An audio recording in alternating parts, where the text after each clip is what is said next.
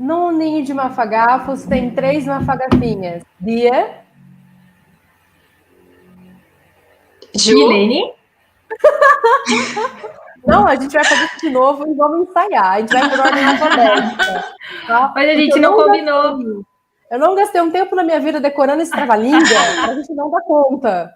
Tá? Então, no ninho de mafagafos tem 3 mafagafinhas. Bia. Ju? Milene? Ah! Eu vou desistir, porque a gente já tá fazendo feio. E a gente tá com muitas convidadas aqui hoje. E vai ser um programa muito legal. Mas como o nosso programa hoje é meio casos de família, meio Sônia Abrão, tá tudo bem a gente pagar uns mico, né, de vez em quando. Faz Então eu parte. queria chamar... Tá tudo certo. Eu queria chamar então as meninas do GBio, do Grupo de Estudos de Biologia daqui da Unesp de Botucatu, a Natasha, a Elô e a Gi. Boa noite, gente. Eu sou a Natasha, sou estudante de Biologia do 5º ano e eu sou membro do GBio, que é o Grupo de Estudos em Biodiversidade, e a gente vai contar um pouquinho sobre os casos de família envolvendo o nosso grupo hoje. Boa noite, eu sou a Giovana, eu faço parte do GBio também, eu estou no 4º ano da Biologia, faço parte do GBio desde o final do ano passado, e é isso, a gente vai contar hoje um pouquinho para vocês de como foi tudo isso. Olá, galera. Sou a Heloísa, tô no 3º, 4º ano, indo pro 4º ano da Biologia. E é isso. Vamos ver o que o GBio aprontou dessa vez, né? Pra estar aqui. Meninas, sejam muito bem-vindas ao nosso Ninho dos Mafagafos. Fiquem à vontade. E, assim, não sei se o pessoal está sabendo, mas tem um motivo muito sério para vocês estarem aqui hoje. Né? Pessoal, vocês podem soltar o vídeo número 2, por favor? É com muita satisfação que eu trago a vocês a imagem da onda mais longa do planeta Terra. Eu trago a vocês e entrego Pororoca!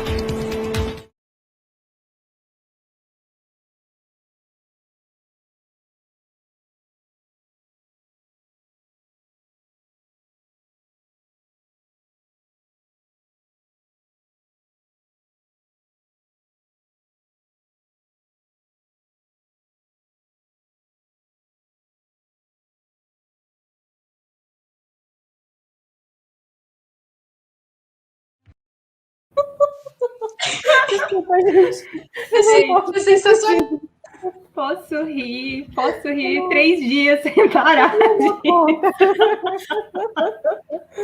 Bom, pessoal, o episódio de hoje foi inspirado num post que as meninas fizeram no GBio, contando um pouquinho sobre as tretas com o Richard Rasmussen. São tretas que já saíram em vários jornais, várias revistas, tá? Não é a primeira vez que a gente fica sabendo dessas coisas. Produção, pode pôr na tela pra gente o post, pra gente dar uma olhadinha como que ficou. Aí, pessoal, se vocês deram uma olhadinha, eu tirei esse print faz alguns dias já, e esse print estava com 103 mil, esse post, né, estava com 103.888 likes, mais um pouquinho. E ele falava um pouquinho sobre essas aventuras do Richard, algumas tretas que ele aprontou. E aí, pessoal, pode tirar essa tela?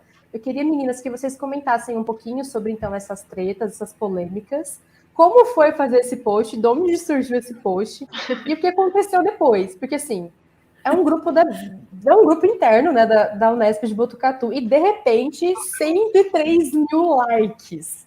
Né? Como foi essa história aí? Contem pra gente. Quem quer começar? Foi... Elô que começou fazendo o post, né? Pode nossa, foi surpreendente, assim. Esse post, ele surgiu de uma forma bem despretensiosa, na real.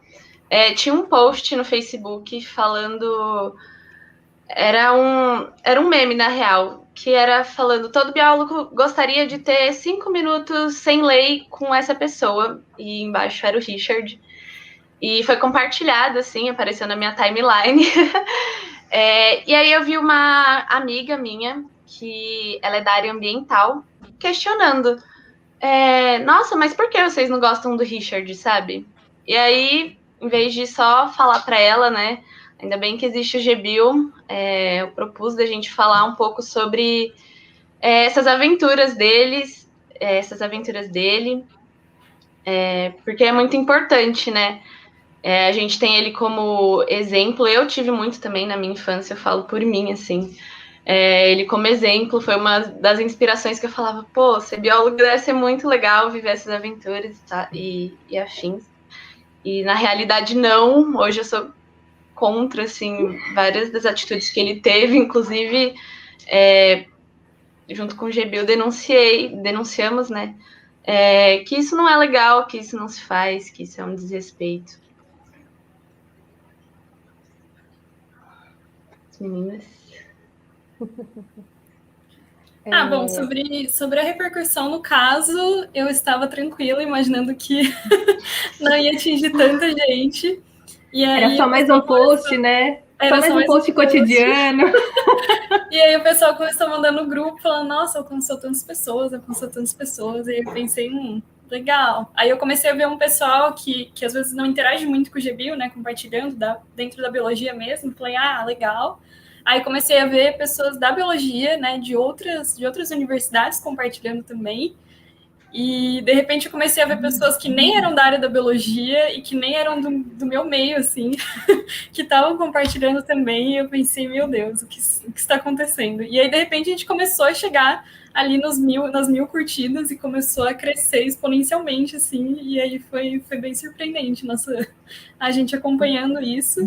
E de repente começaram a chegar os comentários, né, de pessoas que já trabalharam com o Richard ou que já trabalharam, né, nas instituições que o Richard passou e que causaram polêmica. E né, quando começaram a surgir esses comentários, outras pessoas começaram a ler e curtir também esses comentários, e aí começou a gente a descobrir aí uma série de coisas, né, de denúncias, de pessoas que tiveram problemas com ele. Então a gente não imaginou que ia chegar nesse tamanho de repercussão que chegou, né? É aquele negócio, né? Um abismo puxa outro abismo. A treta traz mais treta.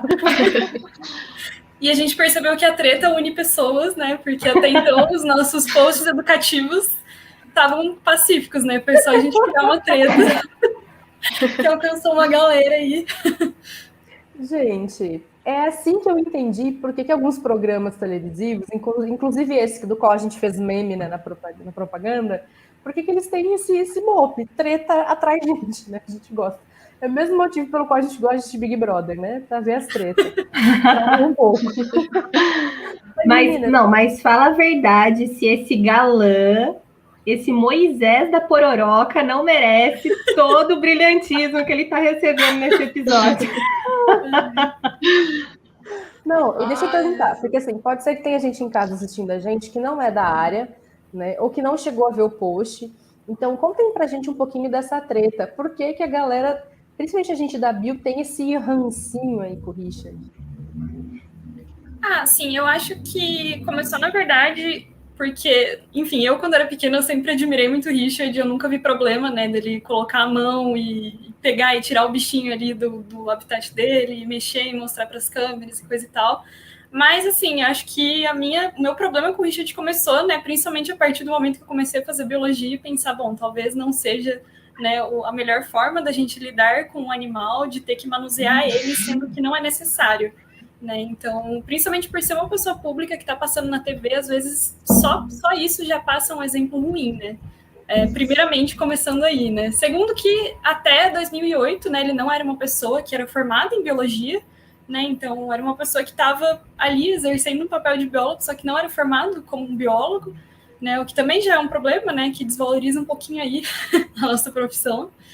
E aí tem toda essa questão dos escândalos, né? Por trás do que ele fez, né? Na trajetória dele, que estão também aí na internet, né? Que estão aí em fontes confiáveis, que a gente trouxe também no post, sobre essas denúncias, né? Então, eles têm muitas notificações do IBAMA por irregularidades, né? Primeiro que ele começou com um criadouro conservacionista, isso desde antes dele ser biólogo, então ele tinha esse criadouro conservacionista, né? Que era a Casa da Tartaruga, se não me engano, Toca da Tartaruga, E teve, né, algumas denúncias de comércio ilegal, principalmente porque tinha muitos animais que estavam lá que não tinham a recepção, né, não tinha a origem comprovada, né, de onde esses animais vieram e para onde esses animais estavam sendo destinados, né. Então, para todo o processo que você faz de receber um animal e encaminhar ele para outro lugar, você precisa de uma série de documentos, enfim, de autorização mesmo do IBAMA, e não tinha, né. Então, são várias épocas, né, que tiveram essas denúncias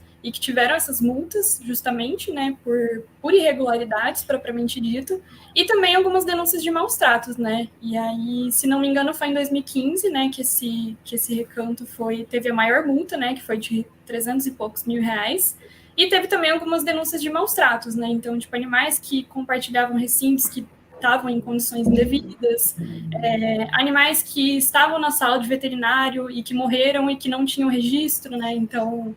É importante você fazer um registro de um animal que morreu, por exemplo. Enfim, recintos inadequados, animais que não deviam estar juntos, entre outras coisas, né? E também teve a questão dos botos, né? Que foi uma polêmica também, que já faz um tempo. O clássico, né? O clássico. Então, teve uma matéria no Fantástico, né? Que foi em 2014, se não me engano, que foi sobre a carne de boto. Então, a matéria do Fantástico era que muitos pescadores matavam botos e usavam a carne para pesca de piracatinga, né, que é um peixe, né, também na região amazônica. E, posteriormente, né, saiu um documentário que chama River Below, que denunciava, né, que supostamente o Richard teria, na verdade, pago, né, para os pescadores para eles matarem o boto, para fazerem, né, uma parte dessa matéria para o Fantástico, né? Então ele teria, na verdade, oferecido aí um pagamento para os pescadores fazerem isso propositalmente para gerar repercussão, né? E aí deu algumas polêmicas, porque os pescadores foram ameaçados de morte, porque, né, descobriram quem eram os pescadores. Então, enfim, são algumas das coleções de problemáticas, né? Eu acho que às vezes as pessoas esquecem que o biólogo, justamente por ele saber o estresse do bicho, o manejo adequado, o biólogo não é o cara que vai no meio do mato pôr a mão no bicho. Né? Exatamente. Exatamente, e é muito engraçado porque às vezes a gente fala que faz biologia, as pessoas ficam, tipo o Richard Rasmussen, né? Tipo, não é bem assim, sabe? Então, realmente, a gente tinha, né, quando a gente assistia na televisão, essas coisas que a gente não tinha o conhecimento que a gente tem agora, a gente realmente tinha também essa admiração, a gente achava super legal, mas nas disciplinas, né, que a gente tem ao longo do curso, a gente vê que, esse manuseio incorreto, né, pode gerar muito estresse no animal. E qualquer tipo de coleta, qualquer tipo de estudo, a gente tem que evitar ao máximo esse estresse no animal, evitar chegar perto. E, enfim. Uma prova desse estresse é o vídeo número 1 que a gente tem, se a produção puder colocar, porque às vezes o bicho, num momento de estresse, ele ataca, né? E aí esse vídeo número 1, para mim, é a prova cabal de um manejo errado. Cadê a produção? Teve osso duro de roer, tipo esse aí, exótico e genioso. Sim, senhor, foi exatamente o que o nosso aventureiro teve de enfrentar. Uma iguana de humor instável.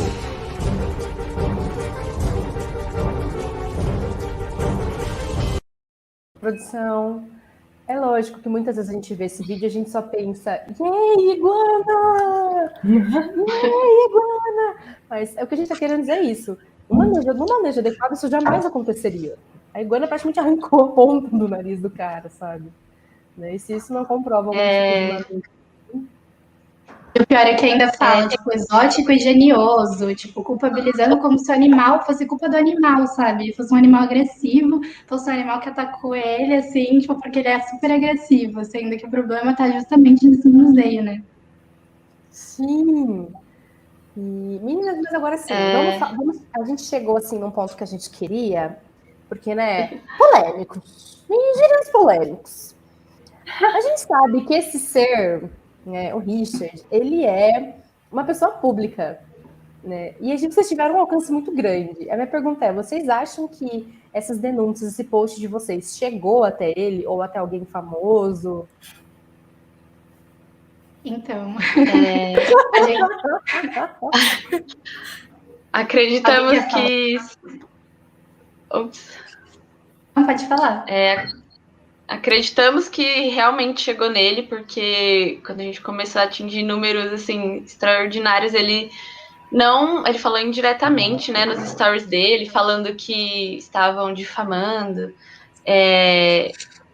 Enfim, ele querendo não se desresponsabilizar das atitudes que ele teve e falava sobre a advogado que ia atrás para provar que aquilo ali era uma mentira. E, na real, até agora não aconteceu nada. A gente vê aí várias outras pessoas concordando com a gente, né? De que essa não é a forma adequada de manejar um animal, de tratar a natureza. E, assim, não sei como ele conseguiria provar que a gente estaria... Não que a gente estaria errado, mas os dados que a gente trouxe fossem mentira, assim, sabe? Sim, isso foi uma coisa que eu achei fantástica no post de vocês, porque vocês trouxeram as fontes, entendeu? Então não é como se vocês estivessem inventando essas histórias, né? Vocês realmente trouxeram matérias, pessoas que já fizeram essas denúncias, né? E a gente também ouviu, né, uns zoom sobre uma tour que no meio da polêmica toda do post e tal, a gente ouviu uma tour do Luan Santana. Que história foi essa que envolveu o Luan Santana no meio? Gente, na verdade, assim, a gente começou a ver que tinha umas pessoas marcando o Luan Santana nos comentários. E aí eu não estava entendendo nada que estava acontecendo. Mas foi curiosamente, na manhã do dia seguinte do post, o Luan Santana ele fez um vídeo que ele estava assistindo o programa do Richard. Foi totalmente ao acaso, mas ele estava assistindo o programa do Richard e ele falou que ele admirava muito o Richard, alguma coisa assim, e marcou o Richard no post. Né, marcou o Richard no stories dele, na verdade, né? E aí as pessoas começaram a marcar o Luan Santana no post, né? Mas não sei se o post chegou no Luan Santana, né? Aparentemente chegou no Richard, pelo jeito, né? Porque ele ficou meio bravinho, aparentemente. Mas a gente não sabe se chegou no Luan Santana ou não, né? É um meteoro de polêmica. Pessoal, se você que está assistindo tem o contato do Luan Santana, pode passar o contato do GBio para eles. Chama ele para live. Chama ele para live. É engraçado porque a gente vê essas coisas na televisão, né? Eu lembro que não existe só o Richard de biólogo sensacionalista que vai na TV e que fala um monte, que pega os bichos. Eu lembro que tinham vários programas que levavam os bichos no palco, né? Isso era muito comum, principalmente no começo dos anos 2000. Eu não sei se ainda está assim. Mas a gente andou dando umas buscas e a gente viu que isso também acontece dentro da academia, né? Também acontece um negócio tipo, fiz uma coisa e fiz outra na real, umas disputas assim meio de ética. Eu lembro de um caso que me marcou muito. Eu nem sei quantos anos eu tinha, né? Foi em 2018, de um cara que depois que clonaram a ovelha Dolly, ele anunciou que ele tinha conseguido clonar as células humanas e virou aquele reboliço no mundo, né? Meu Deus, alguém tá clonando a gente! E chegando lá, era mentira. Então, assim, essa falta de lealdade, né, de honestidade para com os dados é muito assim, real. Eu acho que a gente não tinha muito dessa noção, né? Eu acho muito interessante, porque foi uma coisa que as meninas até comentaram, né? Que todo mundo, todos os biólogos, tinham mais ou menos assim o Richard como um exemplo. Eu mesmo, quando eu entrei na faculdade, meu primeiro estágio foi no CEVAP, e tipo assim, nossa, manejo e tal. E quando eu comecei a entender, eu também fui desiludida. Fiquei totalmente assim, arrasada de perceber o quanto ele era, digamos assim, tóxico para a profissão, né? Como referência e tudo mais. E eu acho que foi a Giovana que comentou, quando a gente adquire o conhecimento, é que a gente percebe. E como a ciência ainda é um campo nebuloso, a galera se aproveita que não tem tantas pessoas que têm o domínio e pegam algumas palavras que as pessoas conhecem e lançam. Tipo assim, teve o lance do clone da ovelha Dolly, logo lançou a novela do clone, vamos falar que a gente está clonando pessoas, entendeu? E daí as pessoas pegam algumas palavras-chave e vão soltando informações, porque daí ninguém consegue entender o todo, mas entende às vezes uma palavra que eles jogam sem contexto, né? Então eu acho que talvez essa seja mais uma oportunidade, né, da gente contextualizar a situação. Eu acho que essa é a prova também de que o trabalho, tanto que os Mafagafos quanto que o GBio faz, na internet é um trabalho importante nessa questão de divulgação mesmo de conteúdo, divulgação de conhecimento, né? Porque igual a gente viu, essa denúncia saiu numa série de outras revistas, de outras plataformas. Há muito tempo, já faz um tempinho que isso saiu. Agora isso volta à tona, né? Então agora as pessoas estão sabendo isso de novo, estão descobrindo isso de novo. Daqui a uns anos, isso vai passar também e as pessoas vão esquecer de novo. Né? Então é importante a gente sempre vir trazendo qual é o papel do biólogo. O papel do biólogo é só do cara que vai lá no meio do mato para fazer manejo dos bichos, né? Eu acho que a gente pode olhar para esse painel aqui e entender que não, né? Cada uma de nós faz alguma coisinha diferente, está em algum lugar diferente. Hoje nós estamos aqui fazendo um trabalho um pouco parecido com o do Richard, né? Que é de nos expor para falar com o pessoal de casa, mas com consciência, né? Nós estamos cada uma na sua casa, respeitando o distanciamento social, respeitando o momento da pandemia que a gente está vivendo e trazendo informações com referências, né? Como a bibliografia que existe, que está aí disponível para vocês. Gente, eu falei tanto que eu me perdi em tudo que eu ia falar, assim. Não, mas eu achei legal isso que você comentou, cada uma de uma área, porque eu achei legal, a Natasha começou ali a falar das reportagens que tinham saído e explicar alguns conceitos dos peixes, da pesca, o que é permitido, o que não é. E eu sou tão bióloga de laboratório, que eu trabalho com a parte de bioquímica, bioprocessos, e eu achei muito bonita ela falando, assim, todo o domínio, porque eu mesmo estou afastada da ecologia, da zoologia. Então, assim, dá até uma saudade de lembrar os conceitos que a gente aprendeu, né? Porque a biologia é ampla, né? E eu acho que esse post denúncia veio muito em conjunto com o objetivo do GBio, né? Que o objetivo do GBio, acho que vocês até falaram que era trazer posts educativos, assim. Vocês querem falar um pouco mais sobre quais são as iniciativas do GBio? Qual frentes vocês atuam? O GBio... Pode falar, amiga. Não, pode falar. A gente, no presencial, a gente promove palestras, assim. Sempre são de assuntos nos quais a gente não tem muito contato na faculdade. Então, a gente tenta trazer uma discussãozinha diferente, assim. E a gente também pensa muito em quebrar esses muros que tem a universidade, né? Que você falou. É muito gratificante a gente ver também esse alcance do post, porque acho muito importante a gente trazer esse conhecimento que a gente tem e compartilhar. Não acredito que seja para ficar só para gente, que a gente tem que deter de alguma forma, a gente tem que compartilhar e conseguir cada vez mais conviver em harmonia com a natureza, né?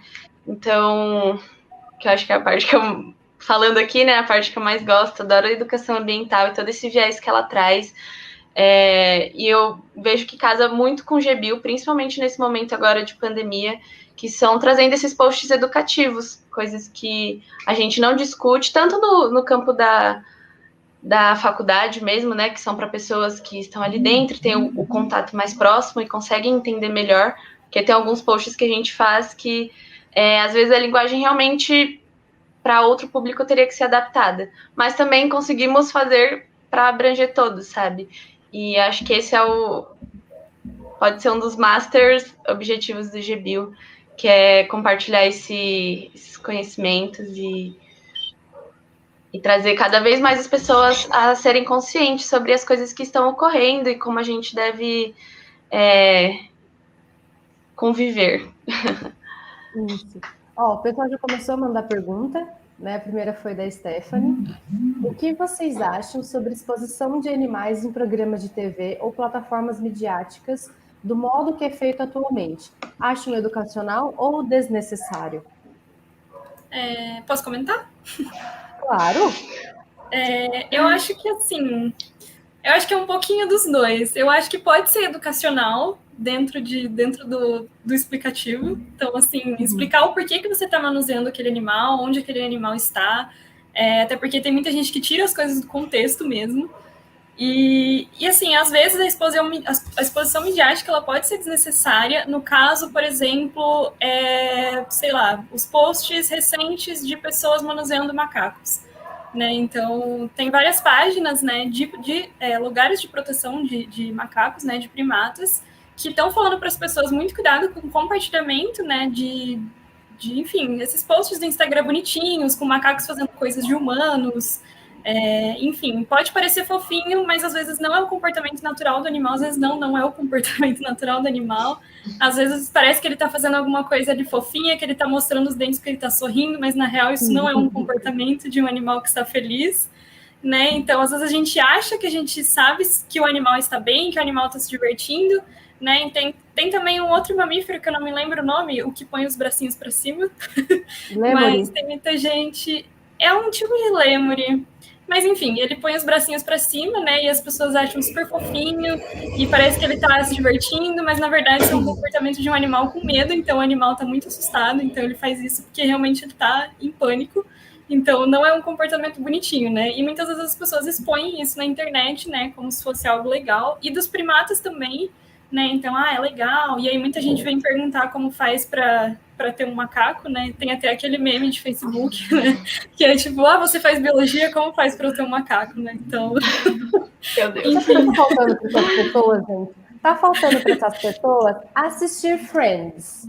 Tem um episódio de Friends, do Ross, arruma um macaco, o Marcel. Se as pessoas assistirem esse episódio, elas vão mudar de ideia sobre ter um macaco em casa. Só porque o macaco já fazem isso. Vamos ver essa busca no Google depois, pessoas. Sim. Eu também a cultura pop. Eu acho a exposição legal dentro de, tipo assim, você usar isso para chamar a atenção das pessoas. Tipo assim, as pessoas têm interesse em ver o animal na tela, em ver uma pessoa com um animal. Então, tipo, acho legal você usar isso como uma forma de, tipo, explicar e de educação ambiental, mas eu acho que às vezes ela pode ser desnecessária, né? Então, no caso do Richard, eu diria que ela ultrapassa alguns limites, né? Então, passa a ser desnecessário. Mas eu acho que às vezes é uma ferramenta legal para você chamar a atenção das pessoas e as pessoas aprendem com isso também, né? Então, ver alguma coisa ali, tipo, uma serpente diferente, vou descobrir o que esse animal, o que tá fazendo ali. Então, desperta o interesse das pessoas mesmo, principalmente quando são animais grandes ou quando é a fofofauna, né? Então, as pessoas gostam dos fofinhos, então, às vezes, dá para usar isso como ferramenta, sim. Então, é interessante, mas mostrando da forma correta. Sim. Seria legal também que eles pudessem falar a história do animal, né? Pra gente conseguir entender como eles foram parar ali, porque não é normal, sei lá, vamos pensar numa onça. Uma onça aparecer num programa de TV. Cara, como assim uma onça num programa de TV? Ali tem pessoas, estressa o animal, totalmente fora do habitat natural deles. Então, falar da história de como esse animal foi para ali, delimitar, expor bem os limites, né, do porquê e como é feito isso, porque é super importante e faz com que menos pessoas pensem em ter um animal, principalmente silvestre, dentro de casa, porque não é saudável para todos. Sim. Inclusive, eu vi que inclusive teve uma menina de Botucatu, a Bruna, ela fez um trabalho quanto a alimentar saguis no Jardim Botânico, né? Por que a gente não deve alimentar esses animais? E ela fez uma série de banners grandes explicando as doenças que você pode pegar de alimentar esses animais, por que eles não podem se acostumar com a presença dos humanos ali. Ela não precisou colocar um sagui ali em cima segurando um alimento para fazer isso, entendeu? Existem outras maneiras de fazer esse tipo de educação. E eu acho legal, isso que as meninas falaram, mostrar a história do animal, o ambiente de onde... Por que ele está ali? Por que o animal nasceu em cativeiro? entendeu? As pessoas gostam muito de bater em cima de zoológico, falando que zoológico não é bom. Isso é uma polêmica que eu queria que a gente conversasse também, eu não tá na pauta, mas a gente vai pôr, porque eu tenho visto muitos zoológicos fazendo um trabalho de divulgação muito massa, e são uma baita ferramenta de conservação, e as pessoas falam mal de zoológico, mas aplaudem alguns tipos de santuário que a gente sabe que não são tão legais, aplaudem esse tipo de pessoa igual o Richard, e umas iniciativas meio tortas, né? Não sei se vocês lembram quando a Pugliese, acho que foi a Pugliese, que falou, não foi como é que é da menina dos bichos? A Luísa A Mel. Luísa Mel. Luísa Mel. A Luísa Mel falou que ia da Pugliese para Luísa Mel. Ó, igualzinho, ó. Gente, eu tô real a Sônia Abrão hoje. Eu só não mas eu falo outra, né? Eu tô real. Você incorporou. É que as duas são loiras, amiga, aí dá pra confundir.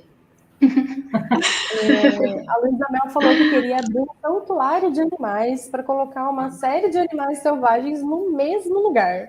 Tipo, o que vocês pensam sobre isso, meninas? Santuário e zoológico. Como você disse, o zoológico é uma super ferramenta, né, para a gente fazer essa educação ambiental, para a gente ter exemplares de animais. E as histórias dele também contam bastante, né? Às vezes vai parar lá por conta de tráfico de animais, então é um assunto que tem que estar falando para que a gente consiga exterminar essa ideia aí. Então eles são super importantes, assim. Agora os santuários, a opinião já é um pouco diferente. Não conheço tanto para falar, mas acredito que, pelo que eu sei um pouco assim sobre os casos da Luísa Mel, essa promoção de preservação, de bem-estar animal, né, não são tão pregados quanto no zoológico. Os zoológicos, isso são muito bem delimitados. O que pode acontecer é faltar investimento para que mantenha o zoológico em boas condições, e aí é palco para atacar os zoológicos, mas na real, o problema está na falta de investimento e sobre abordar essas pautas que é importante, sim, a gente e também ter esse contato com os animais, né? Porque, por exemplo, e é muito difícil a gente ter assim um contato com o animal de uma maneira mais fácil, assim. Então, nesse ambiente assim bem urbano, é bem legal também para desenvolver esse pensamento. Eu acho que é legal a gente falar que o zoológico é importante porque, de certa forma, a gente acaba, não sei se essa é a palavra correta, mas humanizando o animal. Quando a gente dá a comida para ele, a gente faz ele desaprender a caçar. Então, quando a gente tenta levar ele de volta para a natureza, ele já não consegue mais viver lá. Então, por isso, os zoológicos são tão importantes. Sim, dificilmente um bicho nascido em cativeiro vai conseguir sobreviver na selva, né, no ambiente natural dele. Isso é muito complicado. Gente. Eu acho também que... Eu me assustei me vendo a tela cheia, gente. Eu tomei um susto, você podia até ficar na meada. Eu acho que uma coisa que eu tenho visto de legal também nos zoológicos, eu não sei se vocês lembram, mas existem algumas espécies que estão ameaçadas de extinção ou estão em risco de extinção. Isso também são várias classificações, se alguém souber e quiser explicar, seria lindo. Existem muitos zoológicos que onde acaba acontecendo naturalmente a reprodução desses animais, e existem zoológicos que também servem para acontecer essa reprodução, para um dia poder soltar esses animais e preservar essa biodiversidade, né? Então, isso é uma iniciativa também dos zoológicos. A gente tem que lembrar que os zoológicos geralmente têm pessoas capacitadas ali dentro, uma equipe bem multidisciplinar, biólogos, veterinários, os tratadores, zootecnistas. Então, assim, gente, assim que vocês puderem, assim que acabar a pandemia, visitem os zoológicos, sabe? Não, é sério, porque é uma fonte assim, única de conhecer, de estar perto dos bichos de uma maneira saudável para a gente e para os bichos, né? E de conhecer e de também ajudar com o financiamento desses espaços. O Zoo de Bauru, por exemplo, ele é mantido com o dinheiro das entradas, né? Ele não recebe uma verba específica para ele, né? E agora, na pandemia, eu sei que aconteceram algumas ações para conseguir grana para manter o funcionamento do Zoo, mas o Zoo precisa de público para continuar os seus trabalhos também. Então é legal, vão em zoos, é um passatempo muito legal para a família, dá para ensinar as crianças super. Existem muitos zoológicos que têm educação ambiental para crianças, né? Então vale mais a pena do que ficar assistindo certos pseudobiólogos por aí. Eu queria acrescentar 2 coisinhas também sobre. Primeiro, sobre a questão de santuários. Acho que um problema, na real, é que atualmente a legislação ela não abrange santuários. Tipo, não tem uma delimitação para isso, então isso é um problema, porque como você vai se basear em alguma coisa que não tem uma legislação específica para isso, né? E segundo, que as pessoas esquecem que o dinheiro tem que vir de algum lugar, tem que se sustentar de alguma forma, né? E, enfim, é um trabalho gigantesco para você ter um santuário e manter ele do nada, né? Então, assim, você não ter nenhuma forma, né? Um gasto gigantesco, ainda mais se você pegar diversas espécies que precisam especificamente de coisas específicas, e aí você precisa de toda uma equipe de nutrição, porque não é só você deixar um animal só porque ele é herbívoro, basta você ter uma grama ali, que tá ótimo, que o animal se vira. Então, né, digo isso porque eu também fiz estágio no Zoo de Bauru, e, assim, é muito delicado todas as coisas, todas as pequenas questões de nutrição alimentar que a gente, tipo, de nutrição animal que a gente nem imagina. Então, são muitos pequenos detalhes, né, e também as pessoas ainda têm essa concepção de que animal que está no zoológico veio da natureza. Né? Então, as pessoas acham ainda que isso acontece, né? Que aquele animal que está ali no zoológico, ele foi tirado da natureza ali e trazido para o zoológico e preso, trancafiado lá, e que o animal está sonhando com a vida livre. E não, na verdade, esse animal ele nasceu já em cativeiro, né?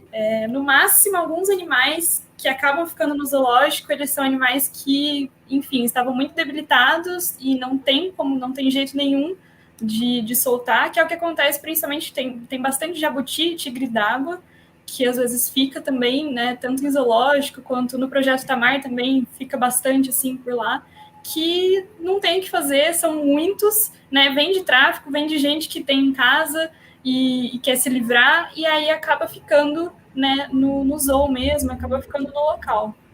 Então, assim, não é um animal que veio de vida livre, né? Então, são animais que nasceram por lá, porque geralmente esse era o maior problema das pessoas, né? Acreditar que esse bicho veio de fora, né? E que está sendo maltratado, e, enfim, mas não é bem o que acontece.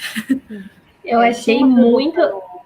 No chat, que eu acho que é mais ou menos isso que a Nath estava explicando, né? Perguntaram se existe esse negócio de tirar um exemplar do zoo. Nath, você já trabalhou em zoo, né? Você fez estágio por um tempo, não ficou? Uhum. Então, meninas, vocês têm algum contato também com o zoo, alguma coisa do tipo? Assim, o que a gente está tentando dizer é o seguinte, a Nath está sabendo o que ela está falando, porque ela passou por esses projetos, pelo Projeto Tamar, pelo zoo, né? Pode continuar, Nath. Não, assim, esses animais, eles não são retirados da natureza, né? Assim, como eu falei, o máximo que acontece é isso, né? De às vezes ser um animal aí que veio de apreensão e acabou ficando por lá porque não tem possibilidade de soltura.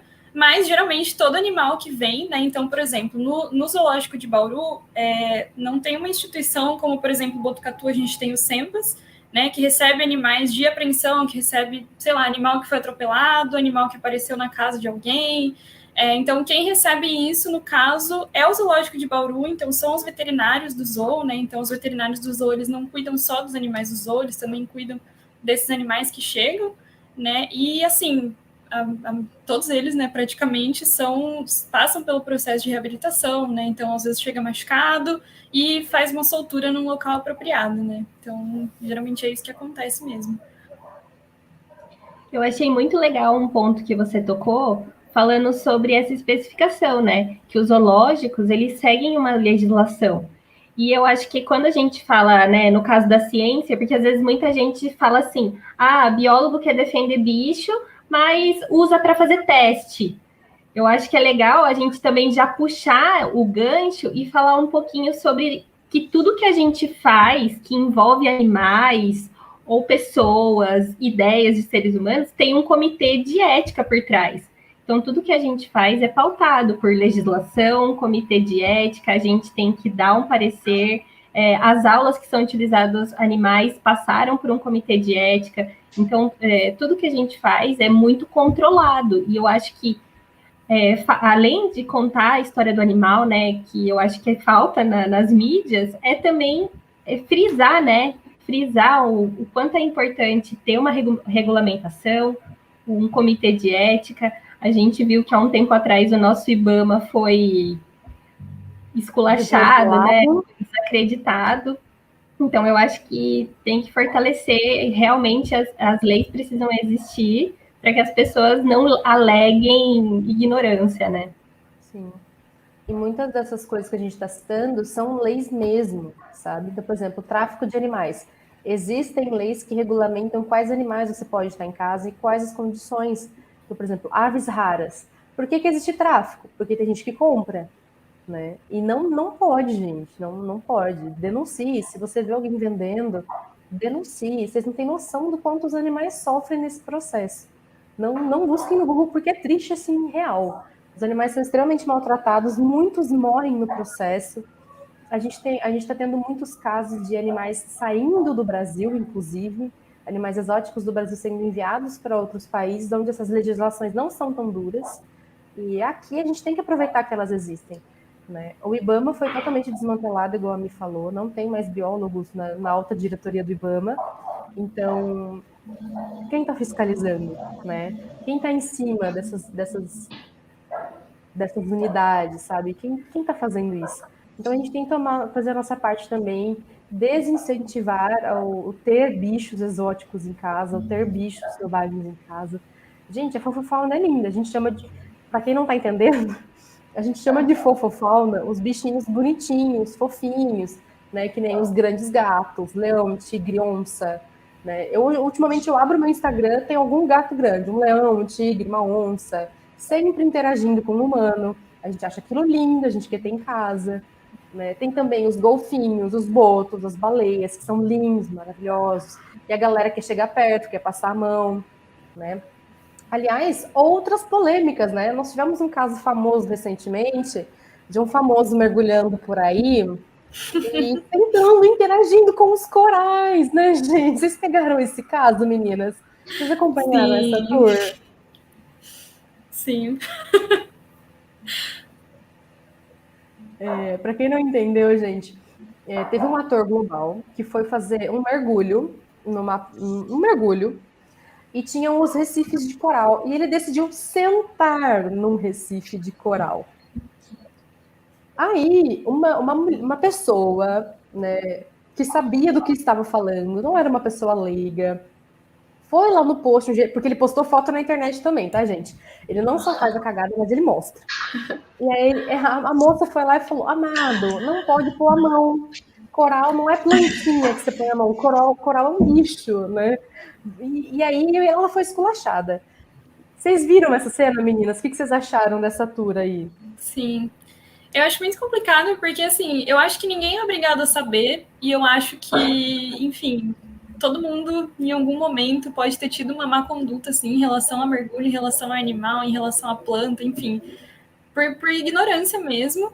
Mas, assim, eu acho que o que mais me chocou foi a falta de paciência dele, né, para entender o porquê que ele levou, né, essa chamada de atenção, né? Primeiro, porque que a empresa, né, que estava fazendo o mergulho não notificou isso também, né? Porque, querendo ou não, é uma responsabilidade dela, principalmente numa área de proteção, que é Fernando de Noronha. Então, eu acredito que, né, faltou uma responsabilidade até da empresa, né, de falar, olha, né, você não poderia fazer isso, né? Fica atento a próxima vez. E a falta de paciência dele para ouvir a pessoa que comentou o post, né? Tipo, olha, fica a dica aí para as próximas vezes. Geralmente a gente não age assim, né? Então, enfim. Faltou uma noção de muitos lados aí. Muita. Olha, assim, foi a arrogância dele ao lidar com um comentário de uma pessoa que sabia o que estava falando. E também o que eu fiquei pensando foi isso, né? Da empresa de mergulho não ter, pelo menos, dado um toque, sabe? Pra ele não passar essa vergonha de postar pelo menos a foto, sabe? Gente, as pessoas não sabem, mas quem dá aula de mergulho também é certificado, tá? E para você atuar em áreas de conservação, você também tem que ser certificado. Uhum. Então, a equipe de mergulho não está isenta dessa culpa. Eles sabiam que o cara não podia fazer aquilo. Se eles avisaram ou não, a gente não está sabendo. Eu sei que também foram atrás da empresa de mergulho e a empresa lavou as mãos, não falou nada. Para a gente andar um pouquinho com as polêmicas, gente, a gente falou bastante das figuras públicas aí, né? eu queria trazer um pouquinho para dentro da academia, para os artigos, porque a gente tem visto muito... Fake news a gente já está acostumado, né? A gente tem passado por um banho de fake news nos últimos 2 anos. A qualquer minuto você pode abrir o seu WhatsApp e ser inundado por um vídeo de 5 minutos de alguém explicando como as vacinas vão fazer você virar um jacaré. E a gente tem tentado combater essas fake news usando a ciência. E agora tem surgido artigos para brigar com a gente que tenta falar a verdade, né? E aí, meninas, me ajudem, porque eu vou começar a rir.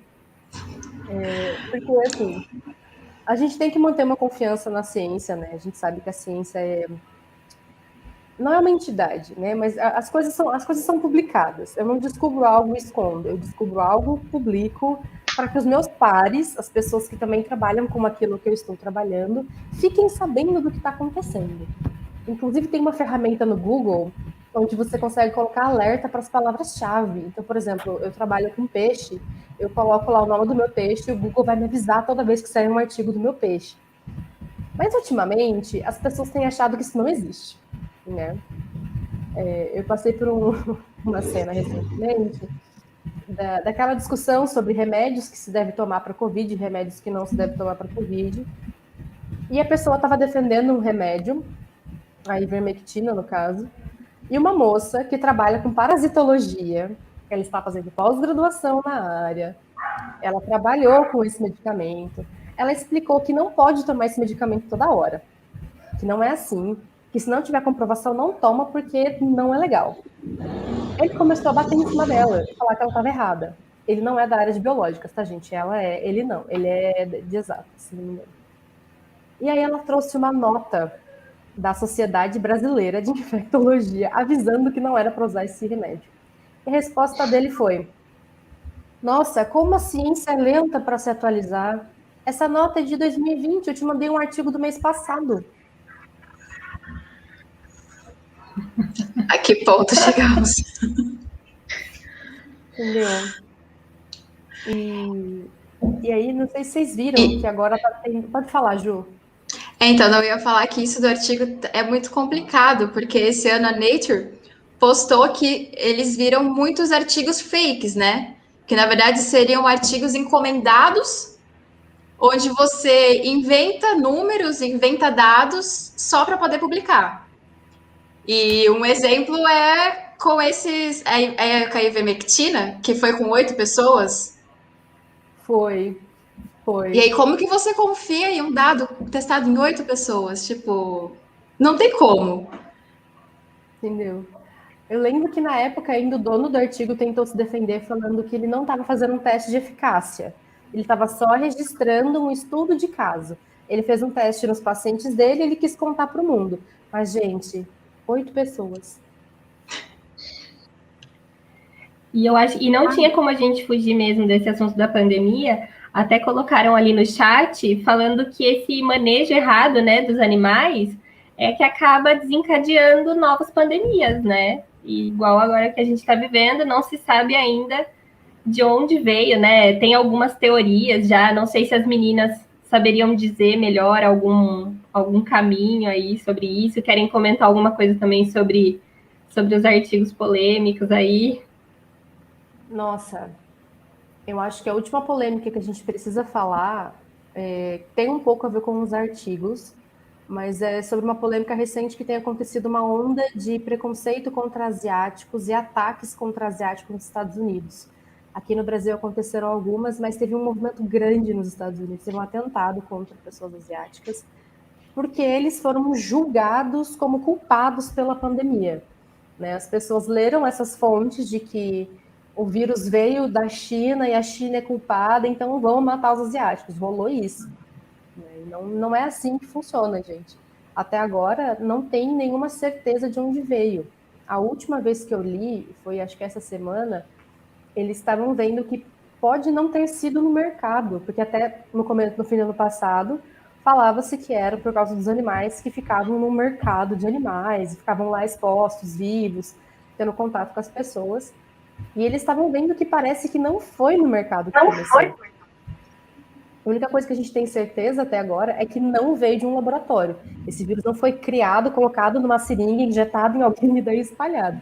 Veio de um animal, né? A maior parte dos nossos vírus é assim, eles já acometem animais, sofrem mutações e passam a ser potentes na gente também.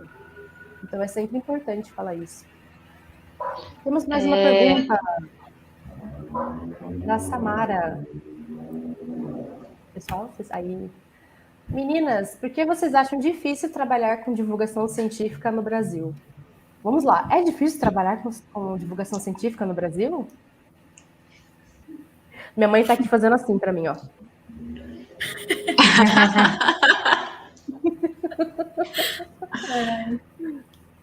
O que vocês acham, meninas? Vocês estão me deixando falar muito sozinha. Eu tô realmente fazendo a Sônia Abrão aqui, falando sem os convidados, gente. Tô virando Faustão já.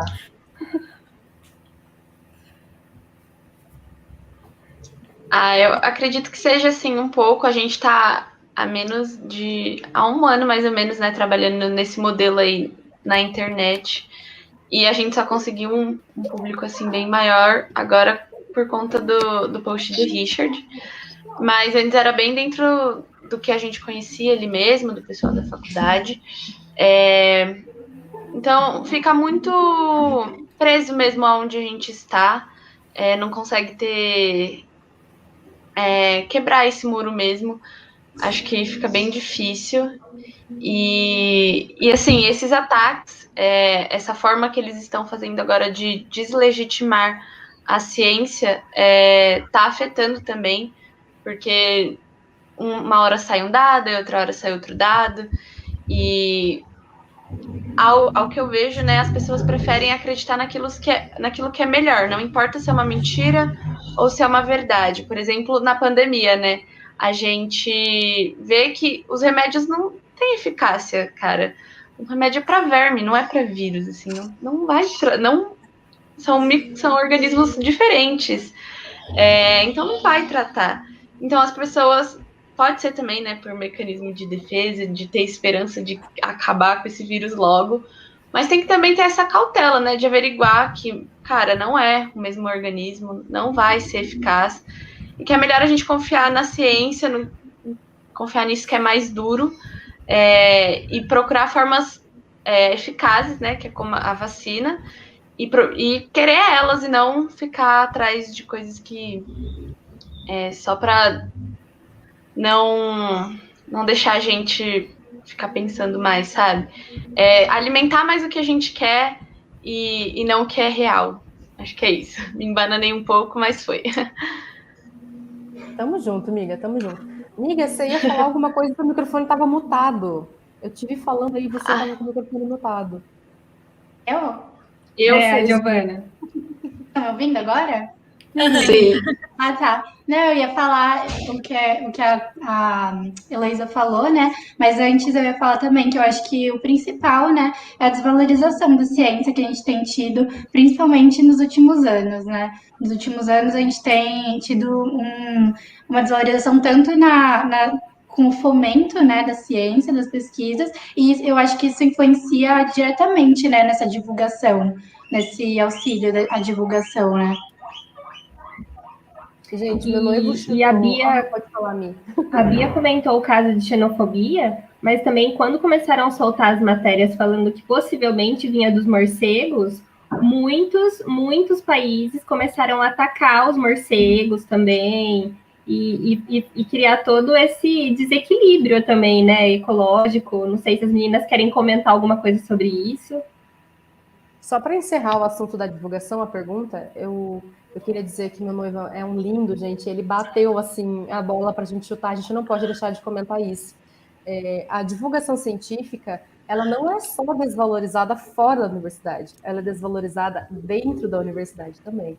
Nós ainda temos professores que não gostam que seus alunos se envolvam com esse tipo de assunto, que não gostam da exposição, profissionais que não querem, e acima de tudo, a divulgação não tem contado pontos no currículo Lattes, né? O currículo Lattes praticamente ignora ainda os divulgadores, então só contam os artigos que você publica. O grande trabalho, que é traduzir esses artigos para as pessoas da população, que são a maior parte da população no caso do nosso país, esse trabalho não é valorizado dentro do currículo, que é a nossa porta de entrada para dentro dos nossos empregos, né, dos concursos. Então, isso eu não queria que a gente perdesse.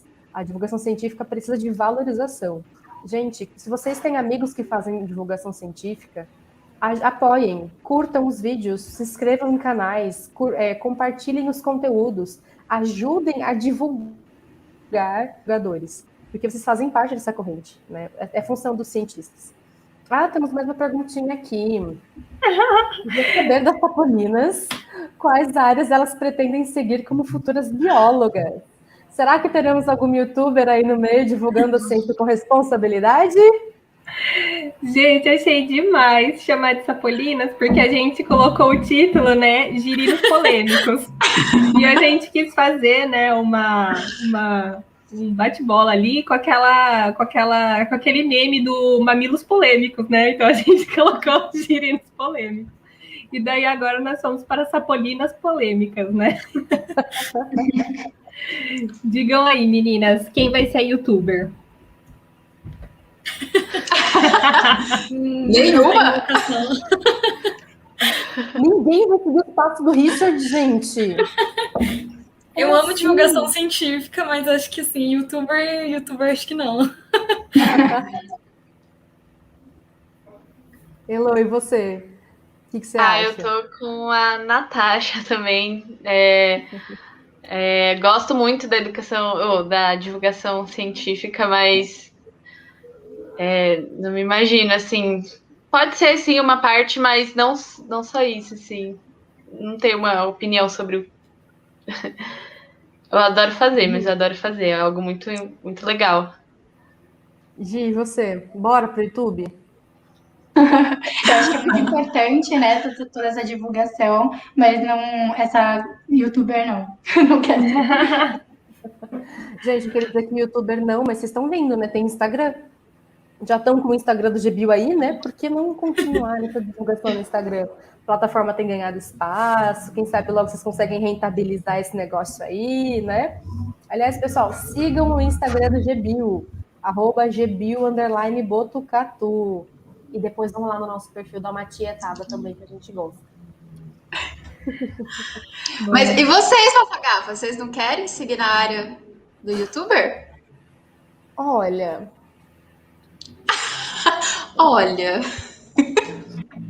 Eu tenho que admitir um negócio. Essa vida de Ana Maria Braga, né, é muito legal. De chegar aqui e trazer esse pessoal maravilhoso. Eu acho que foi uma coisa que marcou muito a minha experiência com divulgação, foi a nossa jornada das mulheres na ciência, né? A nossa série de lives das donas da ciência. E eu fui extremamente impactada por aquelas lives. Não sei se eu tenho a cara e a coragem de viver aqui do YouTube, né? Até porque eu imagino que não dá para viver do YouTube, mas eu pretendo continuar com divulgação científica, sim. Talvez não seja meu maior projeto, mas vou continuar com divulgação, sim. Podcast Mafagafa, tamo aí. A gente já somos podcasters. Mas e vocês duas aí? Vocês estão me pondo na parede e não estão falando nada aí, ó. Chama a gente na DM que a gente discute os contratos. Eu queria dizer que fechou o bonde das mafagafas para sempre. E avisar vocês, 3 meninas do GBio, que assim, uma vez do ninho para sempre. Então fiquem preparadas, porque nós vamos chamar vocês novamente. Tá? Então fiquem Parceria. Avisaram a gente que tem mais uma pergunta no chat. Qual será que eu perdi? Pessoal, põe aí para a gente dar uma olhadinha. A gente respondeu. Acho que a gente respondeu a de cima, não era? Não, acho que essa a gente respondeu também, né? Eu acho que essa foi a primeira, na real. Mas, ou não, acho que a gente não respondeu essa, gente. A gente tá ficando doida, a gente respondeu a outra também. Né? Mas a pergunta é, quando o animal vive em cativeiro e é resgatado, para onde ele vai? Já que provavelmente ele não sabe mais viver na natureza. Vocês responderam, né? Geralmente ele fica no zoológico, ele permanece mesmo, ele permanece em cativeiro mesmo. O animal, quando ele não tem mais condição de viver na natureza, ele permanece por lá mesmo, né? não é tão simples assim você fazer tipo, uma reintrodução na natureza, né? Tipo, é um trabalho muito delicado. Então, principalmente quando o animal já nasce, né, e já vive em cativeiro, é bem difícil o processo de você fazer ele ir para a natureza de novo, né? Então, tem algumas instituições que trabalham especificamente com isso e nesse processo de ensinar, entre aspas, né, o animal a se virar, digamos assim. Eu ia falar isso, tem algumas instituições que... Opa, pode falar. Não, só ia acrescentar que quando esse animal, ele, por exemplo, tá numa casa e o IBAMA vai lá e faz a apreensão, eles vão para um outro ambiente, eles não ficam com as pessoas que estavam cuidando deles, eles vão para um ambiente no qual eles vão ter uma vida ainda em cativeiro, mas mais próxima do que seria eles na natureza, com todo cuidado. Enfim, o zoológico também pode ser, assim, usado como um outro exemplo.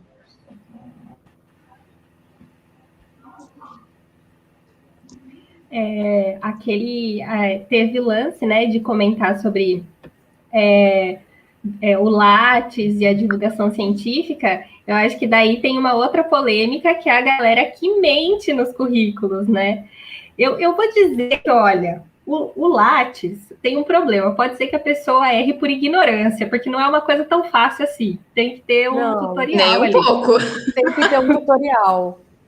Porém, a gente sabe que teve alguns ministers que acabaram mentindo no currículo, né?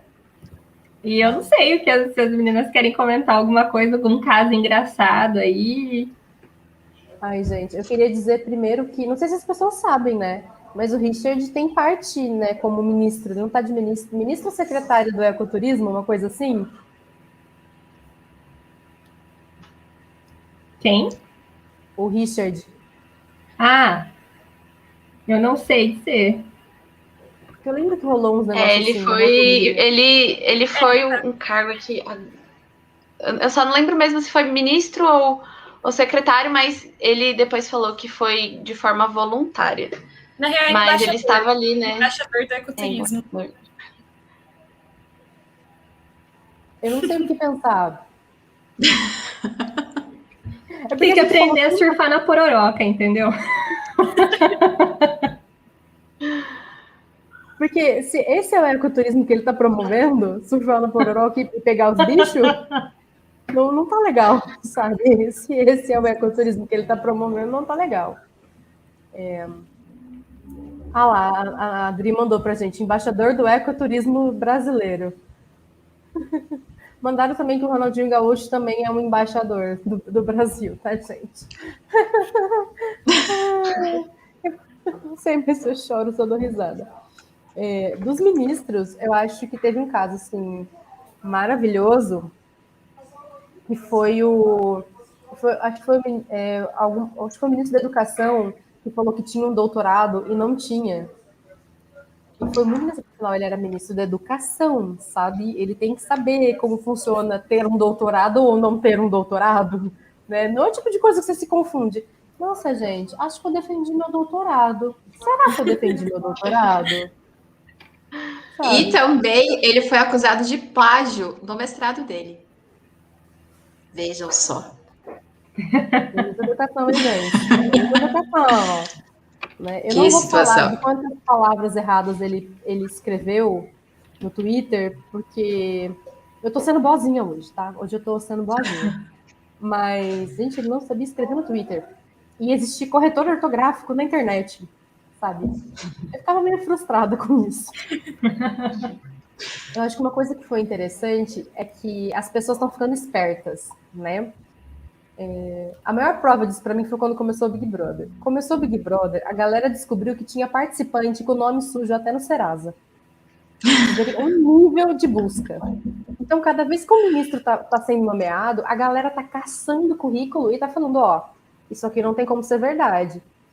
E esse tipo de pressão tem funcionado, porque, se não me engano, a maioria desses ministros que a gente tem visto que tem mentido no currículo aí, né, estão sendo exonerados. Que não foram poucos. Não foram poucos.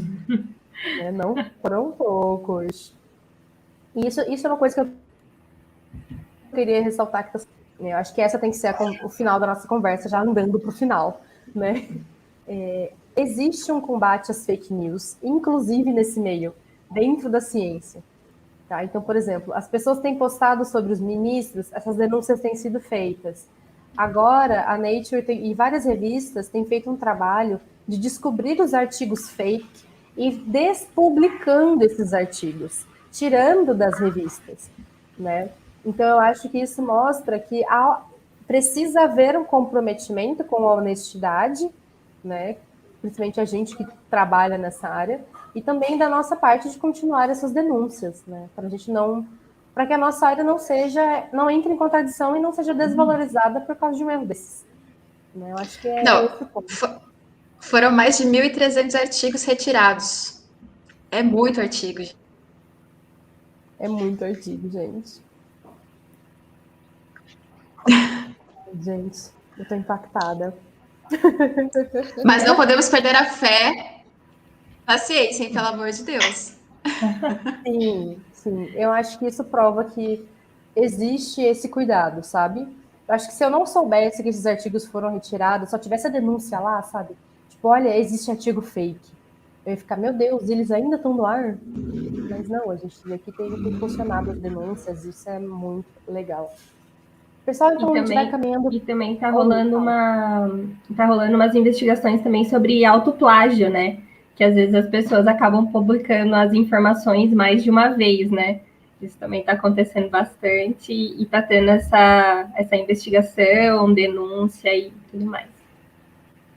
E aqui, de novo, vai a nossa crítica ao currículo Lattes, tá? Para as pessoas que não conhecem essa pérola, que é o currículo Lattes, funciona assim, cada atividade que uma pessoa dentro do âmbito acadêmico faz, cada atividade, uma conclusão de um curso, defesa, projeto, tudo a gente coloca nesse currículo Lattes, nessa plataforma, que foi feita em homenagem a um cientista brasileiro, o César Lattes, né, que não tinha Lattes, só para deixar claro. Verdade. E aí, quando a gente vai prestar um concurso, ou procurar uma vaga, por exemplo, prestar um concurso para um doutorado, ou tentar uma vaga de mestrado, a gente tem que apresentar esse currículo Lattes. A gente, geralmente, tem que comprovar tudo que está lá no Lattes, porque existem pessoas que fraudam o Lattes, e colocam coisas lá que, na verdade, não existem. E é isso que esses ministros fizeram. Eles colocaram pós-doutorado, doutorado, 1 milhão de cursos e especializações que eles nunca fizeram. Tá? Teve instituição que se manifestou falando que esses caras nunca pisaram lá. Então, assim, feio. E o que mais conta ponto no currículo? Os artigos publicados. Os artigos publicados é o que mais conta ponto dentro de um currículo. Então, quanto mais artigos, melhor cientista você é, de acordo com o currículo Lattes. E isso leva a essa supervalorização e a essa mega produção de artigos, muitas vezes fraudulento. Então, fica de novo a nossa crítica aqui. Valorize o cientista pela sua visão holística das coisas, né? O cientista no Brasil, ele não é só pesquisador e publicador de artigo. No Brasil, o cientista também é professor, também é docente, também é divulgador científico. E isso também tem que ser mais pautado no Lattes e mais valorizado. É isso. Meninas, então a gente vai caminhar para o nosso encerramento, tá? Agora são as nossas últimas considerações. Nós vamos começar pelas meninas do GBio. Muito obrigada, meninas, por vocês terem aceitado falar mais um pouquinho dessa polêmica. A gente adora uma treta, então a gente ficou muito feliz de ter vocês aqui. Então, fiquem à vontade para fazer suas considerações finais e se despedir da galera. Obrigada, gente. É muito bom estar aqui, falar um pouquinho do grupo, falar um pouquinho do que aconteceu, usar esse espacinho também para aproveitar e ali fazer uma divulgação científica, né? Falar bem do nosso trabalho, do trabalho dos cientistas de forma geral. Então é isso, obrigado pelo convite. Sim, a gente ficou muito feliz, né, de poder estar aqui, de receber esse convite, né, que foi realmente um marco para a gente do GBio, né, esse post desse ano, né, rendeu muitas polêmicas, e a gente ficou muito feliz, né, de estar aqui podendo falar um pouco mais sobre isso. Então, obrigada, gente. Gente, também só tenho que agradecer, um convite maravilhoso, super importante nesse momento que a gente está vivendo, precisamos estar sempre pontuando e falando mesmo, e valorizar bastante o que a gente tem feito por aí, porque precisamos. Muito obrigada mais uma vez. Mafagafas? Acho que a gente não... Não, eu queria dizer que a gente não pode encerrar sem elas falarem o nosso trava-língua, né? É verdade. Por favor. Vamos lá, gente. Vamos começar pela Gi, que está aqui em cima da minha tela. Vai, Gi, boa sorte. No ninho de mafagafos tem 5 mafagafinhos. Quem desmafagafar os 5 mafagafinhos, bom desmafagafa... desmafagafar será. Boa! Bora agora. Elona.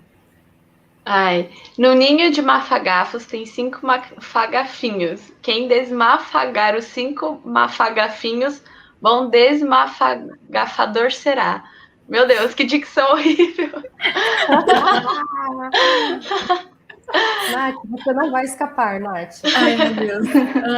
No ninho de mafagafos tem 5 mafagafinhos. Quem desmafagar os 5 mafagafinhos, bom desmafagafador será.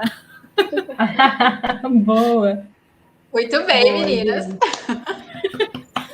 Mandaram bem. A gente vai providenciar umas versões mais difíceis desse trava-língua para as próximas. Podem ficar tranquilos. Não adianta treinar em casa. Mi, Ju, vocês querem falar mais alguma coisinha para a gente encerrar? Eu quero agradecer a presença das meninas. Quando começamos a ver os posts lá, foram chegando para a gente os compartilhamentos, a gente achou que valia muito a pena trazer vocês e conversar sobre isso, fazer as advogadas, né? A gente está dando esse espaço aqui, advogadas do GBio já, para vocês darem do lado de vocês da história, contarem como foi. Foi muito legal saber essa reação que vocês tiveram quando vocês viram o post bombando. E eu quero fazer um apelo aqui, vou deixar um apelo para o Lattes, criar um aplicativo mais fácil de mexer. E eu acho que é isso que eu tenho para falar. Pessoal, eu deixei lá no chat, mas quem estiver assistindo a gente na live, tira um print ou uma fotinha e marca a gente lá, marca o podcast Mafagafos e marca também o GBio, que a gente vai repostar todo mundo. Ah lá. Tutorial da Bia, aproveita. X. Aê! A Bia travou aqui, eu acho. Ih, a Bia travou. Gente. Meu celular é tipo temporizador para selfie. É isso. Ju? Eu só tenho para agradecer as meninas por aceitarem esse convite de estarem aqui conversando com a gente. Foi sensacional essa conversa. Acho que a gente riu bastante, aprendeu bastante. E é isso. E segue todo mundo lá, gente, no Instagram, por favor. Gente, então a gente vai ficando por aqui. Muito obrigado, pessoal de casa, que gastou um tempinho aí para assistir a gente. Manda depois, na hora que acabar essa live, para o seu amigo que perdeu, porque ela vai ficar salva aqui no YouTube da GDC. Eu queria agradecer, então, as nossas convidadas maravilhosas, essas mafagafas lindas, e a nossa equipe de produção, que hoje nós temos 2 estreantes na nossa produção, né, o Luiz e a Sandra. Muito obrigado, pessoal, pelo socorro de vocês. Vocês estão sempre massa, estão sempre socorrendo a gente. E é isso, pessoal. Fiquem em casa, quem puder, por favor, tomem cuidado, use máscara, lave as mãos, a pandemia não acabou e nós estamos em um dos piores momentos, tá? Então, depois dessa descontração, um papo sério. Por favor, cuidado. Nós jovens agora estamos parte do grupo de risco. Então, cuidado, fiquem bem. E é isso, gente. Tchau e até o próximo episódio dos Mafagafos. Tchau, gente. Tchau. Gente. Tchau.